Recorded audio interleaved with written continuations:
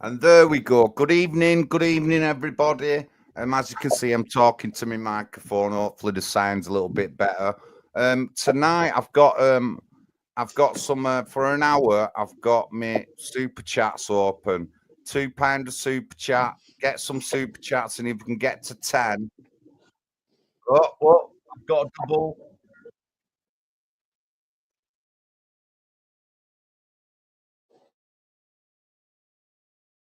Sorry about that. My YouTuber running in the background. So if we get 10 super chats in, then we'll do a question and answer session next show. So that's for tonight.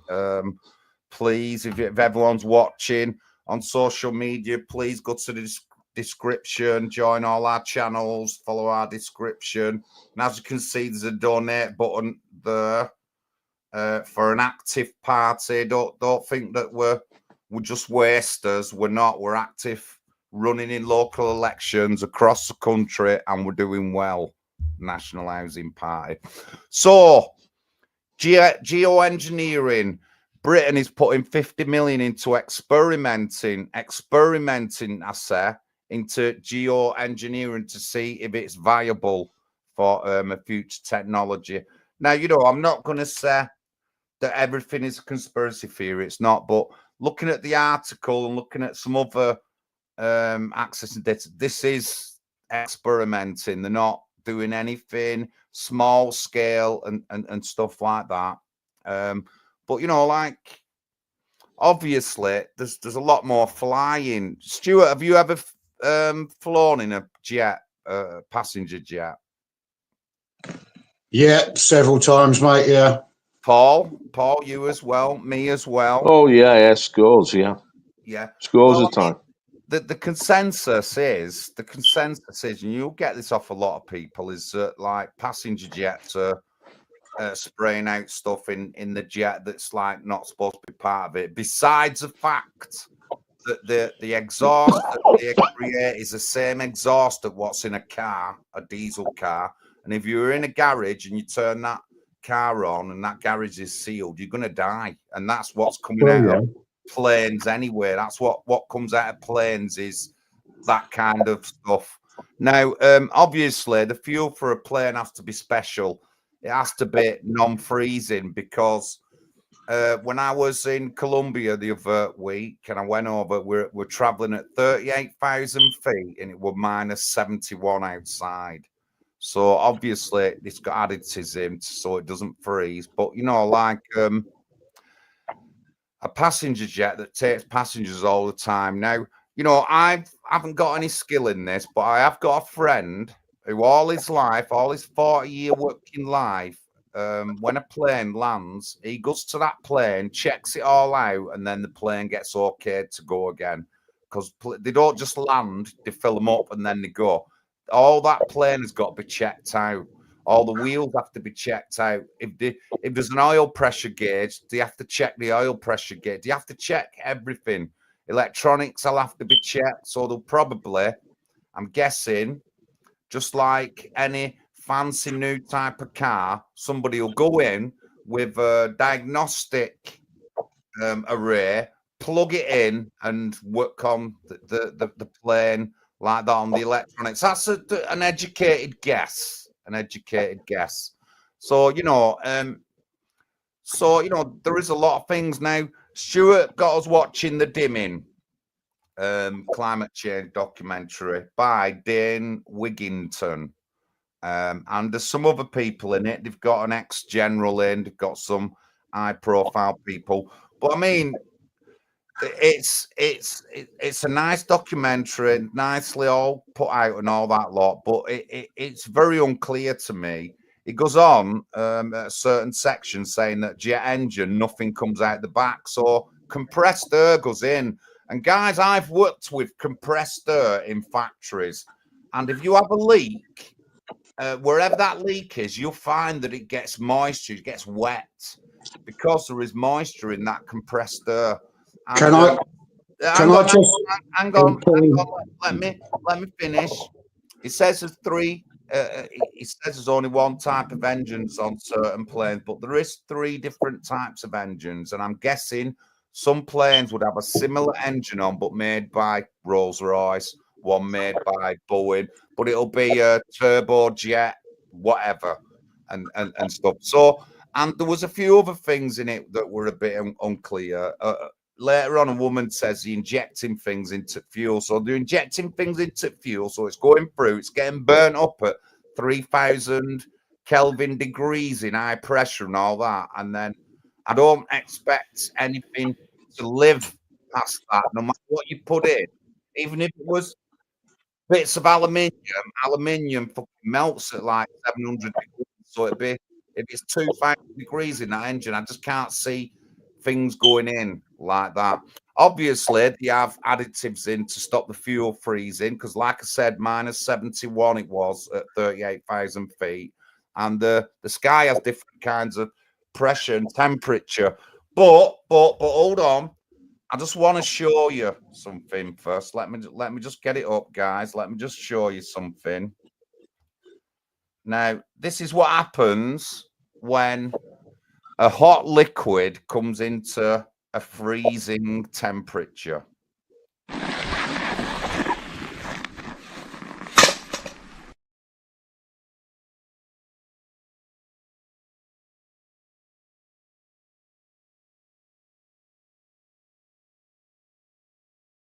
So that's on land, and that was hot water being thrown into the freezing temperature for her. There is another one where she sort of like pours a kettle and it all freezes, and these are things that happen.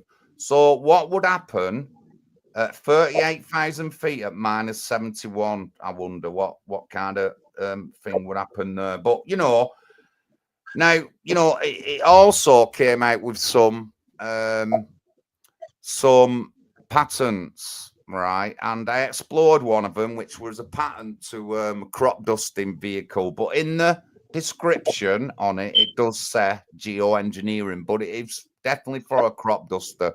Going further, that patent came out again, which is a bit more of a developed patent, so it could go on more aeroplanes.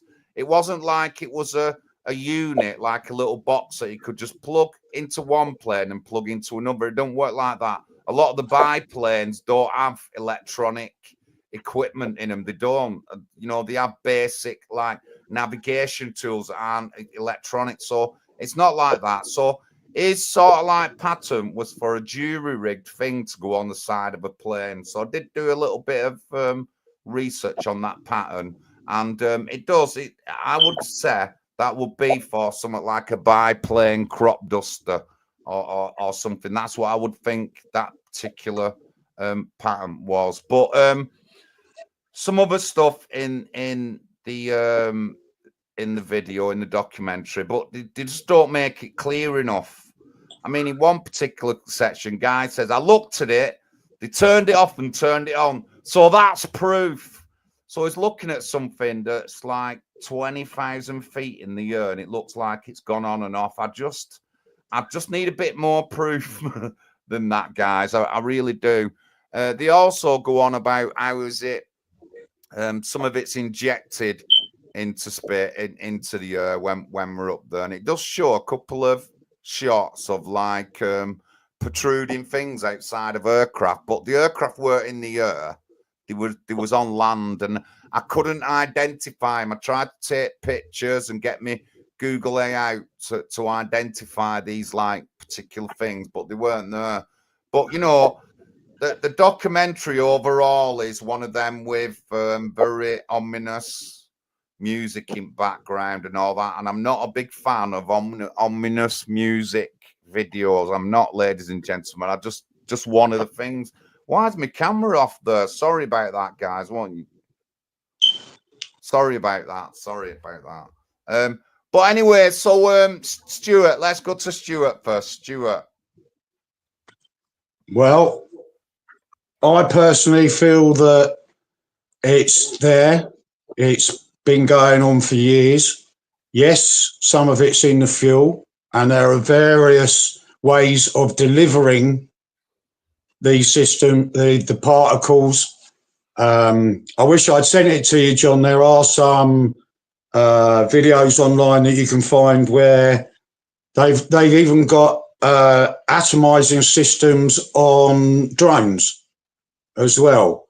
But, you know, it's been known that since after the war that they could control weather. Vietnam, they deliberately used cloud seeding methods to bring down floods, to try and flood out the Vietnamese from the tunnels. It's called stealing rain, which can, once you take moisture from one area and deliver it to another, you've taken it away from an area, so it can cause drought. I'll go to, do you remember last year, Dubai had, in first time in its history, huge floods. Funnily enough, there seems to have been some sort of deals done in the last sort of week. So that makes me suspicious. Also, especially in the last 5 years. Hold on. What do you mean deals?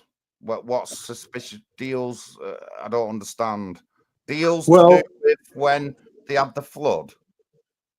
Possibly, yeah. There's a possibility that you go and flood Dubai, and then a few months later, there's a deal done, massive input of money into America from Trump, or through Trump over there. So I don't know. That's branching out a bit, may have nothing to do with it.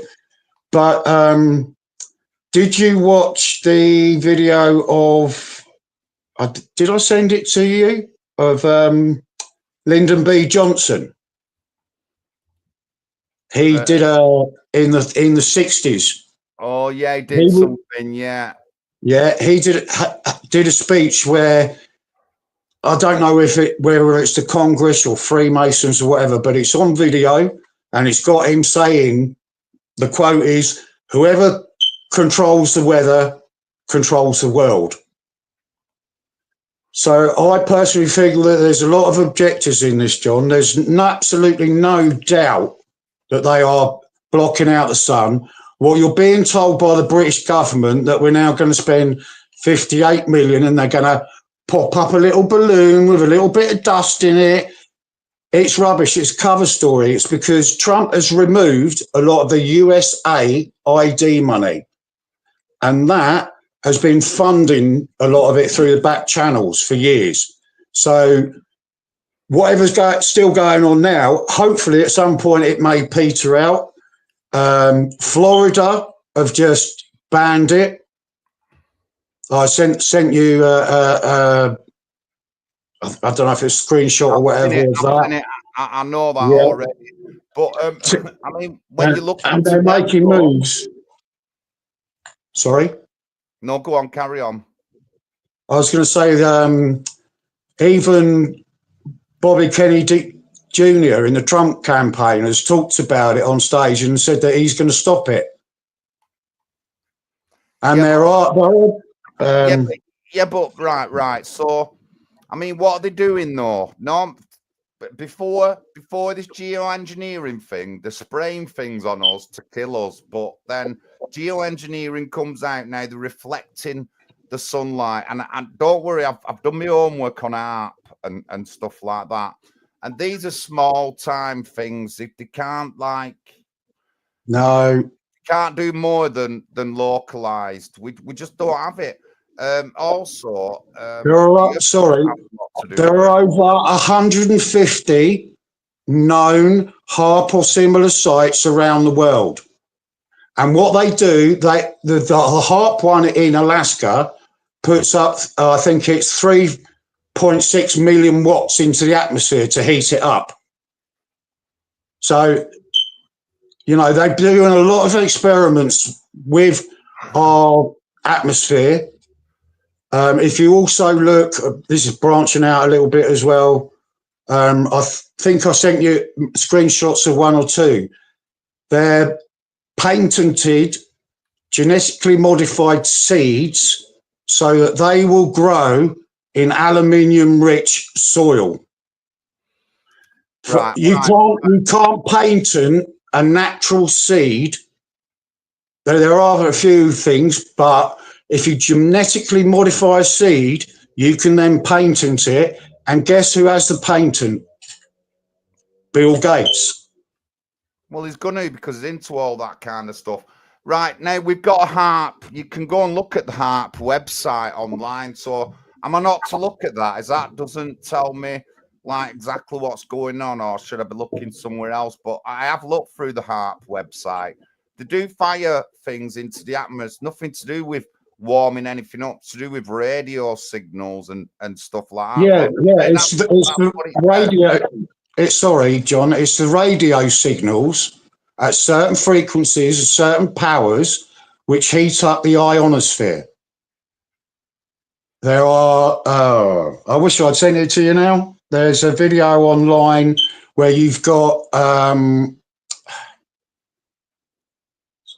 It was somebody from the Navy, I believe, and he was saying that we've done all the experimentation that we're going to do there, and it's the contract passed back to, I think it's DARPA, who have a DARPA that have a lot in it. But you only have to look at the materials that were collected in the samples that were taken at the dimming. When you find graphene particles, aluminium oxide, polymer fibers, strontium, bromium, silver iodide, demineralized iron. I would like some kind of link to exactly the research they did on that, but I'm not saying it don't come out. In that documentary, it does say clearly that besides what's going on, we are part of wider climate change. What he says in that documentary, like a proper climate believer. But then in another breath, he says, but a lot of it is to do with us ourselves. And I'm just still not right. So we know you both. People have driven, right? We know that like the stuff you put in a car will poison you if you're in an enclosed space. So no matter, even before we look at anything that's spraying out the planes, we're being poisoned by the plane's exhaust. And the temperatures, and depending on how high you up, has a lot to do with like things like moisture. And like I said, I showed you that video where she's thrown hot water, so it's only a jug of water, but that looks a lot more than a jug's worth when she throws it up. This is what happens in the sky. You know what I mean? Now, if you can tell me exactly what levels, what air pressure and stuff like that in the different levels of the atmosphere, and like I said, I showed you that thing with the hot water. And like I said, the guy said nothing comes out the back of a jet engine. I'm just not having it. I'm not having that nothing comes out the back of a jet engine besides hot air. And anything hot, any water has to go in, then there's got to be moisture. And there's no water in it though, John. That's the whole point. Right. When he talks about the old World War II bombers, they were water cooled. So they had a constant condensation stream coming out. It was water that came out hot, spread into condensation crystals, and then over time would dissipate into nothing. These are different. So the amount of fuel needed to inject to get it's a fan, so it's a compressed fan. So very little fuel is used. If air's going in, extremely efficient. Coming out. It's just the way it is. I've worked with high pressure valves and sprayers in the cotton factory. That's in a compressed system. You get condensation. Wherever there's a join on that, it ends up becoming water. So and the particular types of engine, turbojet, all the air enters the engine's gas generator, all the air turbofan, only a portion of incoming air goes through the gas generator. There's still moisture going into the engine, so something must have to come out at the back. When you turn the car on, your diesel car, you can see stuff come out the back of the thingy, and you can use jet fuel in a diesel car, but you can't use it in a petrol one, like you can't use diesel in a petrol car. But these are like normal things, so everything's being took away from all this normal. So how am I supposed to believe it? I know how a car works. We've really examined it. And again, these engines, a guy says there's only certain engines that they have in. Yeah, now maybe that most passenger planes have turbojet engines, but they have a Rolls-Royce turbojet engine. They have a BA turbojet engine. They have a Ryanair turbojet engine. They have all engines are different, even though it does the same thing. So I'm just not really on board with that. And I've got a lot of stuff up. I've looked into the jet engines.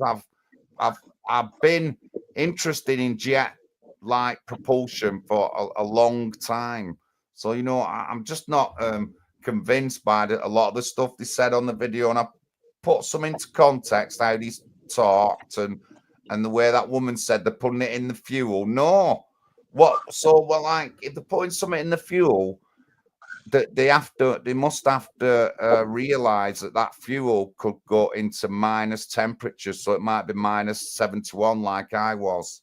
So you know what effects is that going to have? And if they do it on passenger planes, they send one up, a little button mixes something wrong, and then plane blows up, and everyone wants to know what's going on. There's no way. I mean, I can imagine they'll spray out of non-passenger, non-residential things, but not residential jets. I'm just not having it. I'm really not. And there's no evidence to show me that that's what they're doing.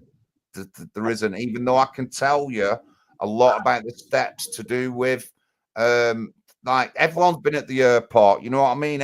You can see them working on the plane. We saw them working on the plane when we got on it. You know what I mean? You can see this. You can actually see them doing it. And just like you taking your Tesla into factory, they just come out with a little digital board, plug it in to make sure all electrics are all right and that. So, you know, there's a lot of ifs and a lot of don'ts. Now, if they've been doing it forever, why are they coming out saying they want 50 million for testing, experimenting? I don't get that. No, our Met Office of several of their Met Office weathermen have said, oh yeah, we think it's a good idea. I just think we all know it's going on. It's obvious in the sky. When you get stripes that stay there and they expand, they're not clouds, they're in straight lines. They go crisscross. I mean, I'll send you a few pictures today of my area. But literally went from stripy to smeg. That's what I can call it. Wispy stuff in the air. It's just a blanket. I think it's obvious, John. You know, and you also, if you think that it ramped up during COVID, and from when COVID hit, the amount of people in this country that went disabled shot up. Absolutely shot up. I think it's 3 times what it was 6 years ago. And there's doctors out there that are saying that it's causing, they're calling it chemical chest or something, I'm not sure. But it's causing all of these aluminium oxide, the polymer fibers. I've had a look at what they do to your body. So it's cellular damage. Yeah, but it attacks your DNA, penetrates the blood-brain barrier and organs. It's inflammatory. You know, like when I watched the video and I come to that bit, I couldn't search anything to do with it because there was nothing to search. There was no links in the description to take me. I went to Dan Whittington's channel, not the documentary one. I went to Dan's channel and then looked on there, and there was nothing to link me to any data to do with them graphites and all that lot. And don't get me wrong, I'm not saying there ain't any coming out. We have volcanic explosions and they push out a lot more nasty stuff than whatever anyone's ever talked about. But there was no direction for me to go for any evidence, so I couldn't, like, collaborate it. And it just does sound, it just sound too much and too out of this world. We've had an increase. Hold on, we've had an increase in traffic. Definitely within the last 20 years, we've had a massive increase in air traffic. And even though you said all that, you never told me what the pressure was up there, what the temperature was up there. If you'd have come to me and said, well, at 15,000 feet, John, the air pressure is 80 below zero, and the temperature is normally between minus 30 and minus 50. If you said that to me, then I can relate to it, but I can't, because you're not saying that to me. You're just pointing, saying you looked, but you're not giving me any more, and it's just not enough for me, Stuart. It isn't. I need more data. I really do. And like I said, I travelled at 38,000 feet over the Atlantic the other week, and it were minus 71 outside. Now, I'm inside the plane. How do I know? What are they? They made it look like it was minus 71.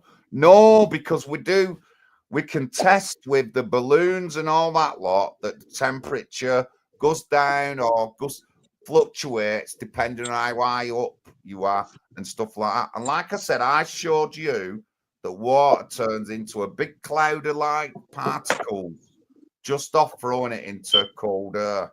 And I'm just saying, if you'd watched that video a few seconds longer, that water, that little bit of vapor would have gone.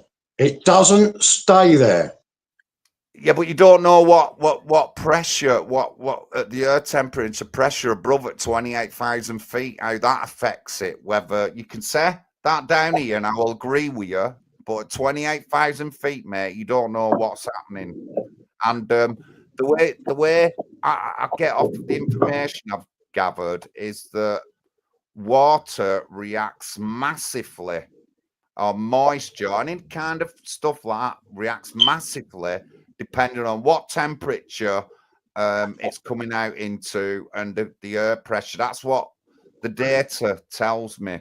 You know what I mean? So just looking at the sky ain't good enough. But you looked at the sky, but some of them are passenger planes. So now you're telling me they're spraying out of passenger planes. Did you go onto the website at all? The Geoengineering website. Yeah, I think there are links on there. Yeah, on it. To videos. There are videos showing commercial planes with tanks in them. There are, if you look online, I'm sure there's videos that show some of the world leaders like Angela Merkel. I think it was Angela or Ursula von der Leyen, whatever. I just wish I'd found more information for you, John. The one with the tanks on, does it look like it's a few years old, like the 60s? No. Or is it brand new? It's definitely one within the last few years, fairly recent, but... Well, that could be a whole host of things. That could be just sorting out the balance of the aircraft. Have you never been on a craft when it's half empty? They tell you to sit in certain places on the aircraft because they don't want too much weight over a certain area.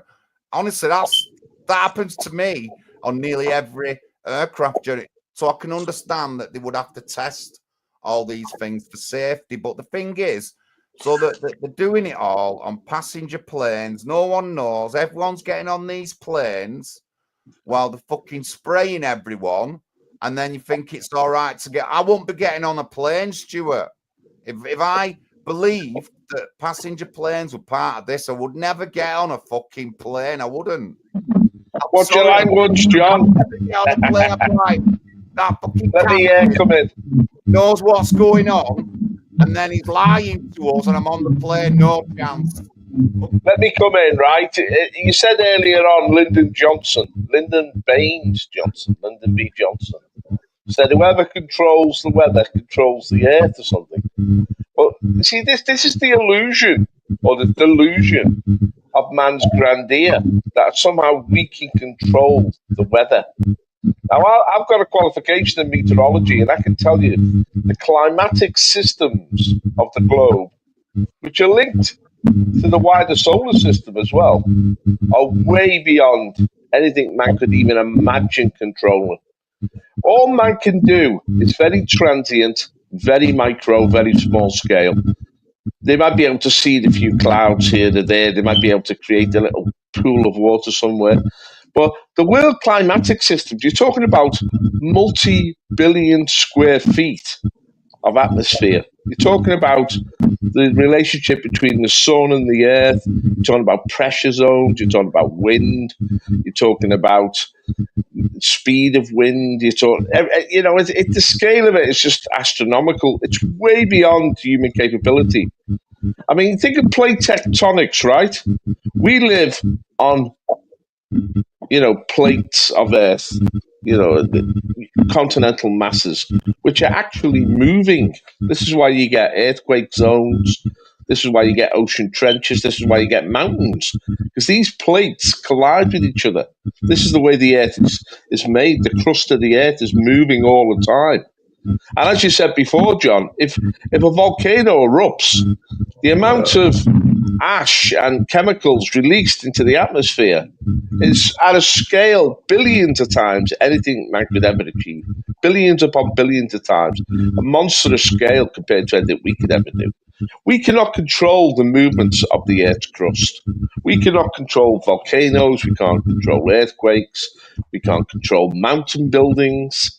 Imagine the power when India hit the Eurasian plate, and created the Himalayas. These are incredible geographic forces. Now, the weather systems are infinitely bigger and more powerful than that. They relate to the whole atmosphere, not just the atmosphere. I mean, Stuart mentioned the ionosphere before. That's just a layer. I mean, the stratosphere. I mean, you're going out into outer space. I mean, you're talking about, galactic forces here, which influence our weather, influence the makeup of our atmosphere. People don't seem to comprehend the scale of these things. And mankind, his impact on the climate is the equivalent of a drop of water in the Pacific Ocean. Not even that. I mean, we can influence local situations for a moment, but it's very transient. I mean, the air itself is unstable. So if you get to, Britain, for example, is normally a very windy country. The reason we've had hot weather through May is we've had a ridge of high pressure over our country, which is unusual, and that will move on, and the rain will come back very shortly. So just enjoy the. I think so I actually think that all this fear-mongering about the weather, it's an excuse for somebody to get their hands on public money, or to tax areas of public life, or to regulate areas of public life. I mean, all this net zero and electric cars and changing, what we have in our homes, as if and shutting down power stations and not exploring for gas and oil. It's all bizarre because none of it will ever affect anything in the global sense. So what's it really all about? It's a bit like COVID. It's an exercise in controlling us, controlling the way we think, making us fear things, controlling our money, telling us what to do. As if these people in power somehow have our interest at heart, somehow are benevolent people, are good people who want to regulate the weather. It's absolute nonsense. These people in power, they're like jackals devouring our public purse. They're just there to steal our taxes.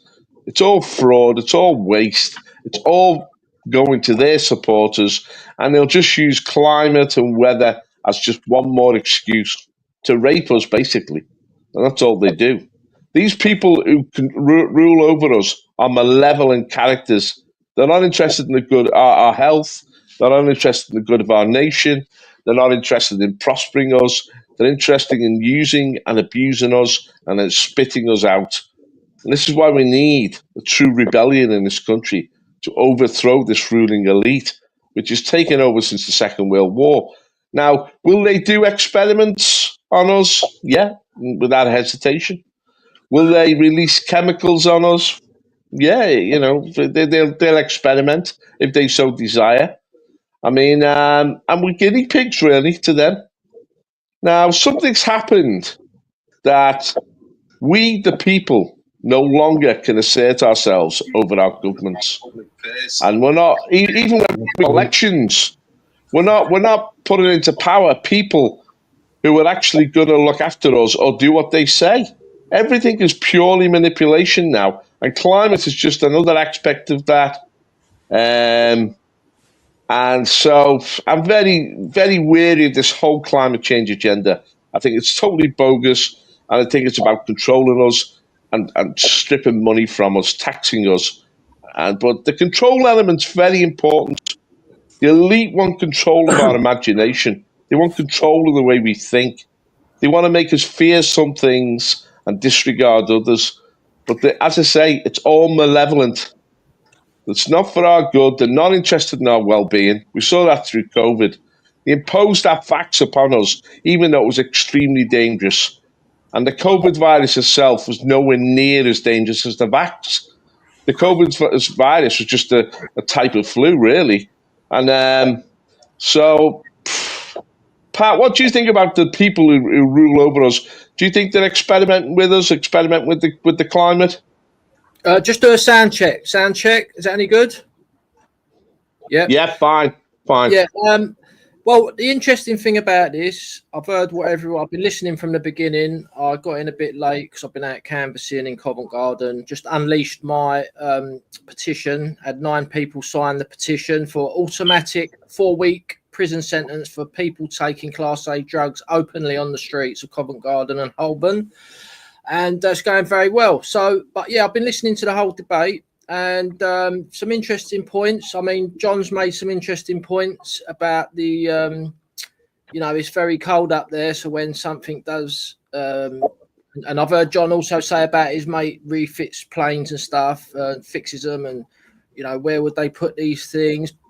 But you can't deny that these lines are in the sky. But I can swear blind that when I was younger, I remember stuff coming out the back of these planes. But people say, but it wasn't as long as it is now. But there was definitely a trail of some degree coming out of them when I was a kid.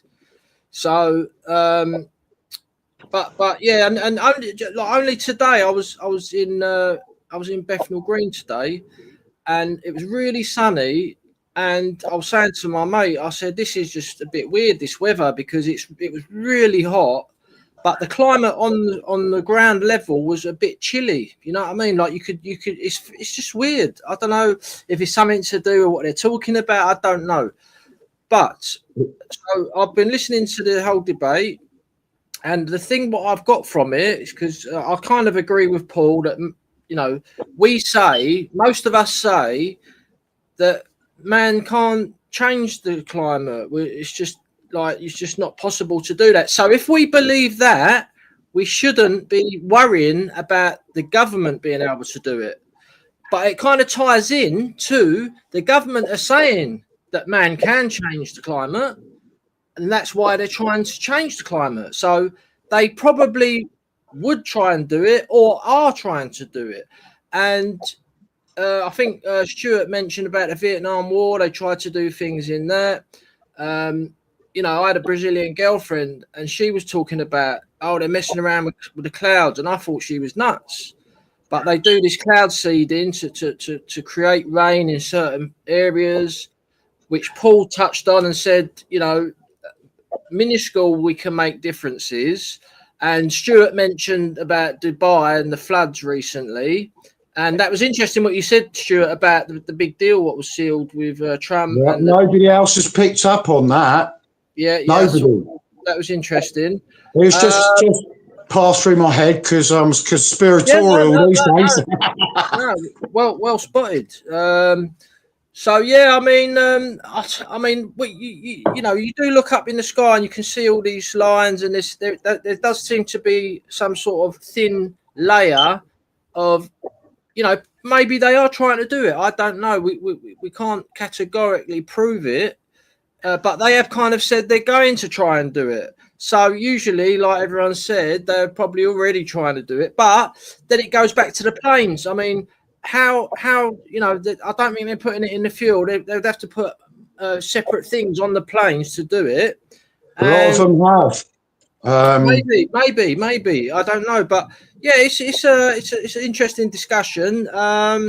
But I think I'm on the line of, you know, mankind can't change. Well, firstly, we shouldn't try and mess around with nature. We shouldn't be interfering with animals, feeding them genetically modified food. That's our policy, to ban all that. And yeah, we on a wider scale, we shouldn't be trying to interfere with Mother Nature. But you know, this cloud seeding, that's kind of like on a bit of a more of a minimal side to it. So I don't know. What's the question? What's the, you know, what we're asking? Well, could I just pipe in just for a moment, because the reports coming out, the UV light has been changed, so it's, I think, more UVB than UVA or something. I'm not sure. So that's why the sun feels so intense. That's one reason. The other thing I'd like to mention is Dane said about it at the beginning of that, was that he first noticed that he was getting a big drain on his solar energy because he was living off grid. So if you can live off grid for years and years and years, and then suddenly, or over the course of a few years, your solar panels have gone from 90% efficiency down to an average of 30 or 40.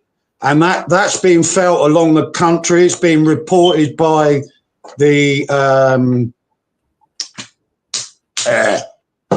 solar panel companies that they're not drawing as much power as they want. So what you're saying, the sun has become weaker, is that what you're saying? It's been explained to me like this: for a solar panel to be efficient, you need no cloud cover whatsoever.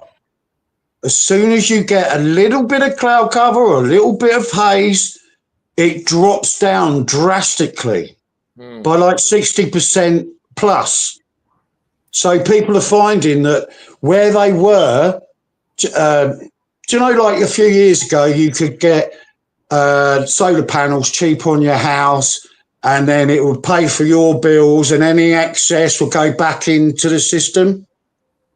Well, that's no longer happening. A lot of people, I know people who have got solar panels, and they say that it's not worth having half the time. No. Because there's nothing there. And most days, you know, whereas, I mean, I had a neighbour 10 years ago, they were making money. Yeah, well, I've always said one of the theories for this scam, what they're doing, trying to tell us that the fossil fuels are heating up the planet and we must stop using them. One of the reasons they're doing that is because there's only so much left, and possibly there's only so much left, and you know it's running out, and they don't want they want to keep it all for the elites. That's one thing. That's what they say. They say anything that they want to put a price on, they make it scarce. That's why they called it fossil fuels. It's not made of fossil fuels, because fossils, I can't remember the exact depth. What are you saying then? It will never run out. Is that what you're saying? Yeah. Really? Yeah. What? That's oil? It's a proven fact that the most oil fields, they can only access up to 60 or 70% of that. So what they do is they take out what they can, they cap it off, they leave it 50, 60 years, and it fills up again. Wow. And I have seen several geologists talk about that and say when the Rockefellers took over the oil industry, and they had scientists say that it was made from, I don't know, proteins or something, plant material and animal material. So they labelled it fossils, which is actually not. It's not made of fossils. It's not If you made look of at it, fossils.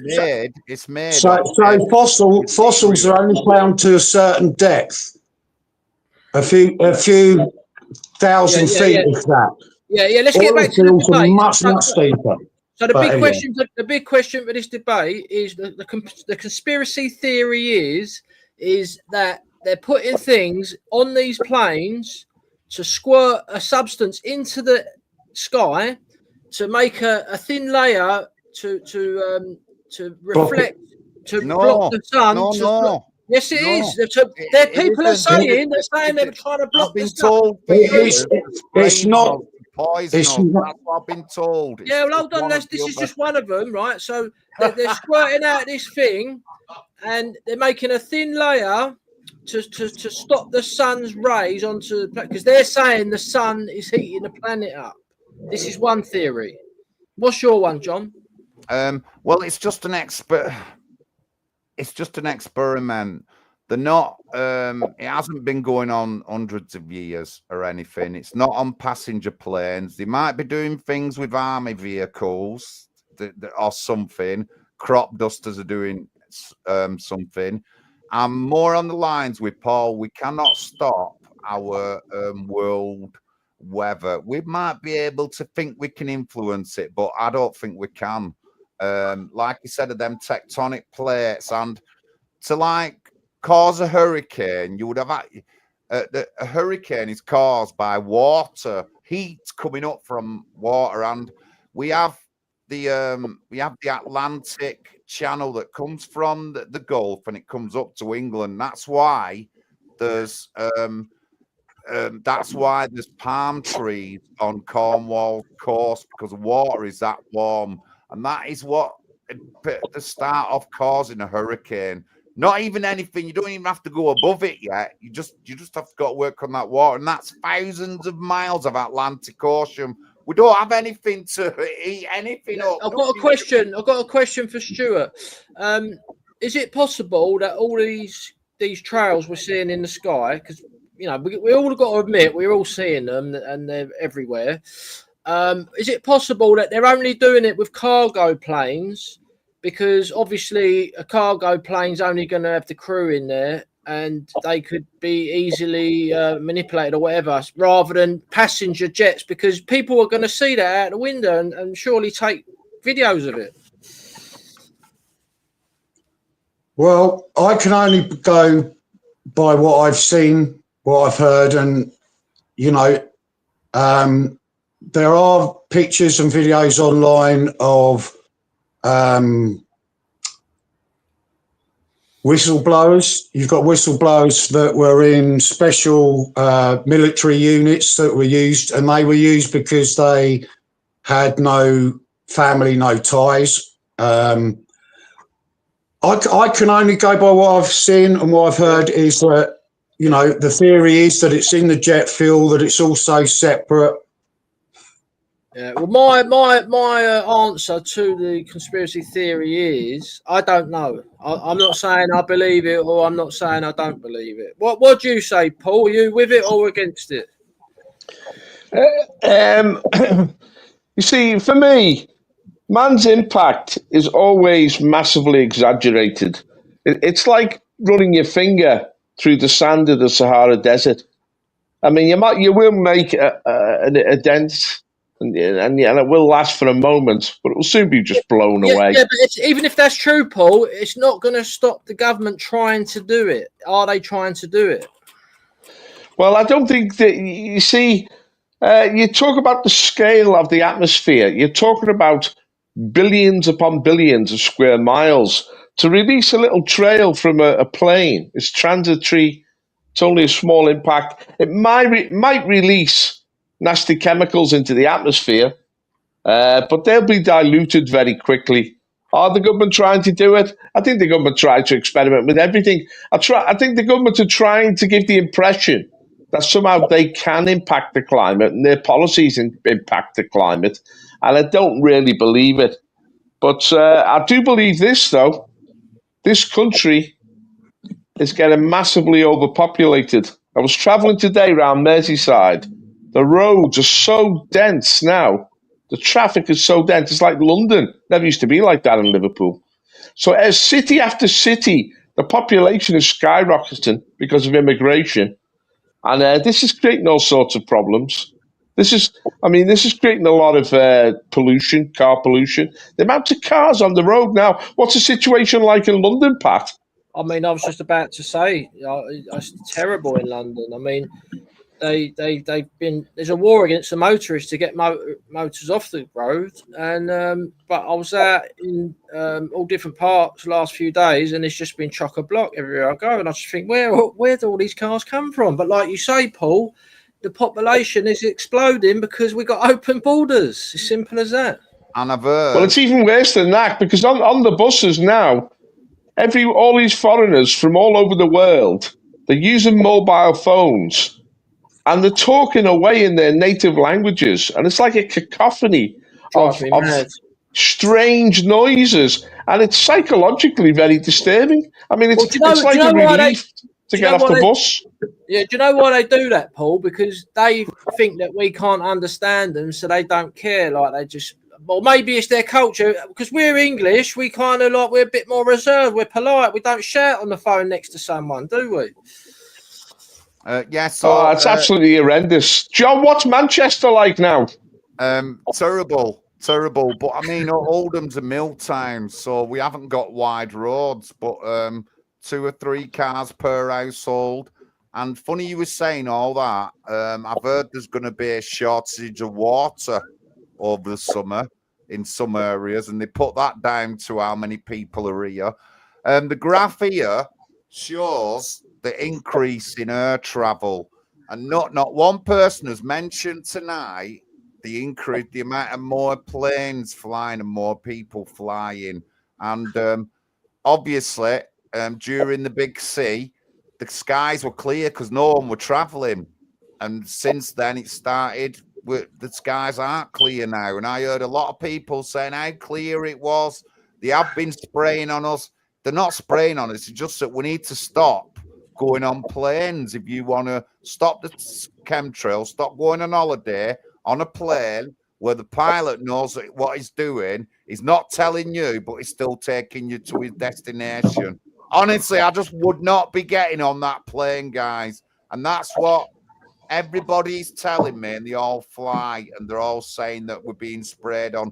I just don't think it's coming through passenger craft. Now, I agree they're going to experiment on all sorts of different things. And I'm in total agreement with Paul. The Earth is so big, but it's so big, and the weather patterns and all that, nothing would stay in the air that long. I think certain sections, levels of the atmosphere are less stable than other, but they just wouldn't. And they wouldn't be able to put up with things like the solar radiation and the magnetic field, which I'm sure would have some effect on stuff within our atmosphere. But the last big grounding of planes that I remember was about 2010, when the volcano in Iceland or Greenland, Iceland I think it was, because there is no volcano in Greenland, and that blew up, and it stopped all air traffic over Europe. And then for 3 or 4 days, the skies was clear as clear could be. And then all of a sudden, when the air traffic started again, and we was monitoring this. We was monitoring it. So that was just one volcano in Iceland. Just one volcano. Not even the biggest in the world that caused that. But anyway, thank you very much, everyone. It's been a pretty half-decent show tonight. Please don't forget to subscribe to the channel. And I don't think I've had any super chats. It's a bit boring. My goal was 5. I only put 5 super chats, and no one's done a super chat. And I think they're only on £2 super chats.